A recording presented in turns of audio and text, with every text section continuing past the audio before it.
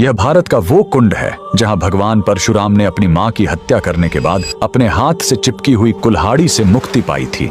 यह कहानी है महान ऋषि जमदग्नि और उनकी पत्नी पतिव्रता रेणुका की। कहते हैं रेणुका हर दिन नदी से कच्चे घड़े में पानी लाती थीं और उनके सतीत्व के बल से वह घड़ा टूटता नहीं था। उनके 5 पुत्र थे जिनमें सबसे छोटे थे विष्णु अवतार परशुराम। एक दिन रेणुका ने नदी में कुछ गंधर्वों स्वर्ग के संगीतकार को जलक्रीड़ा करते देखा। उन्हें देखकर एक पल के लिए उनका मन मोह में पड़ गया और उसी क्षण उनके सतीत्व का बल टूटा और कच्चा घड़ा टूट गया। जब वो आश्रम लौटी तो ऋषि जमदग्नि ने अपने योग्य बल से जान लिया कि उनका मन भटक गया था। वो इतने क्रोधित हुए कि उन्होंने अपने पुत्रों को आज्ञा दी, अपनी मां का वध कर दो। जब चारों बड़े भाइयों ने मना कर दिया तो क्रोधित पिता ने उन्हें तुरंत पत्थर बन जाने का श्राप दे दिया। इसके बाद परशुराम ने पिता की आज्ञा को अपना धर्म समझा। उन्होंने भारी मन से अपनी कुल्हाड़ी उठाई और अपनी ही मां का सिर धड़ से अलग कर दिया। उनकी आज्ञाकारिता से प्रसन्न होकर जमदग्नि ने वरदान मांगने को कहा। परशुराम ने तुरंत अपनी मां को फिर से जीवित करने और साथ ही पत्थर बन चुके अपने चारों भाइयों को भी मुक्त करने का वर मांग लिया। सब फिर से जीवित हो गए, मानो कुछ हुआ ही ना हो। लेकिन कहानी यहीं खत्म नहीं हुई।